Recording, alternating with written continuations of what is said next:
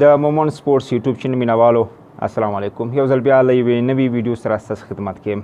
وړاندې نه چې ویډیو ته لاړ شو، له تاسو ټولو هیله کوم چې د مومن سپورټس یوټیوب چینل سره سبسکرایب کړئ او هم یې له نورو ملګرو سره شریک کړئ تر څو زیات نه زیات ملګرو ته دغه ویډیو ورسیږي.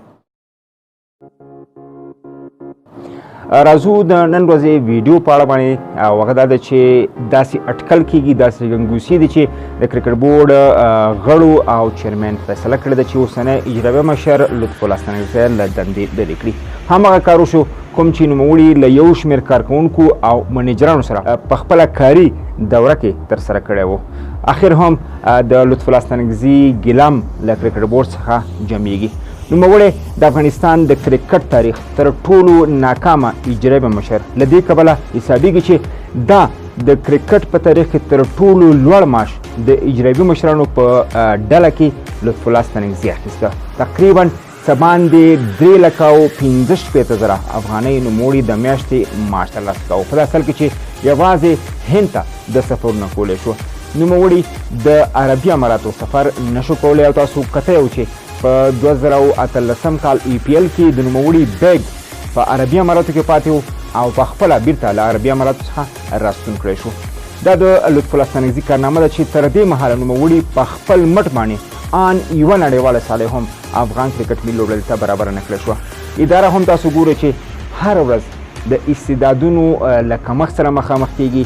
په هره وظیفه کې چې دغه ادارې ته څوک راغلی دی، که د چیرمین لخوا راغلی دی CEO یې مخه نیولې ده، که د CEO لخوا کوم کس نیول شوی دی د هغه مخه چیرمین نیولې ده. یو کشمکش روان دی چې اخر هم د کرکټ بورډ چیرمین او بورډ غړو دا تصمیم نیولی دی چې دغه ناکامه څیره له کرکټ بورډ څخه لرې کړي.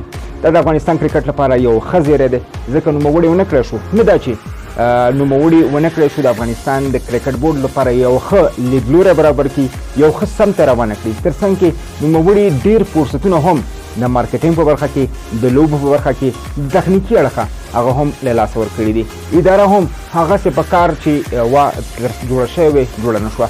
افغانستان د کرکټ بورډ په بېلابېلو څانګو کې چې مشري کوي داسې ظرفیتونه شته دی چې هغوی د دې وس او توان نه لري چې دغه څانګې پر مخ یوسي، خو بیا هم د بېلابېلو لاملونو له کبله هغوی په دغه دندو باندې ګمارل کېږي. زه په دې اړه باندې هم یوه ویډیو تاسو لپاره جوړوم چې افغانستان په کرکټ بورډ کې یوه کاري ورځ د سهار نه تر مازدیګره پورې څرنګه تېرېږي. لطف الله ستانکزی د کار پر مهال د ورځې په جریان کې په څه باندې بوخت و، څه یې کول چې د افغانستان کرکټ په ټپه باندې ولاړ دی. وروستي خبرونه هم دا دي چې د لطف الله ستانکزي ورځ او شپې په کرکټ بورډ کې را ختمې شوي دي. نوموړی د خپل برخلیک سره مخامخ کېږي، کوم برخلیک سره چې نوموړي د کرکټ بورډ نور کارکوونکي مخ کړي وو.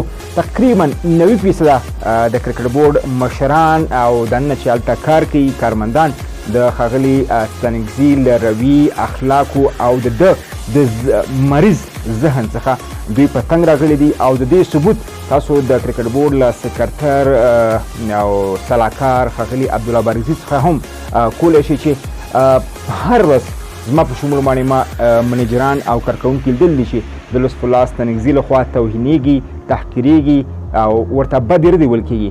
خو ښاغلی سلاکار صاحب عبدالله بارګزي په کرکټ بورډ کې دا دنده لرله او دا دنده پر مخ وایي چې څرنګه بیرته کارمندان په خوله کړي. دا به زموږ ویډیو په دې اړه چې په دې هیله چې په کرکټ بورډ کې چې نوی کوم کس ټاکل کېږي هغه په ټولو نړیوالو او داخلي اصولو سمبال وي او د یو سیستم له مخې د افغانستان د کرکټ بورډ دغه درنده دنده پر مخ باندې یوسي. د افغانستان د کرکټ او لوبغاړو د بریا او روښانه راتلونکي په هیله. د الله په امان.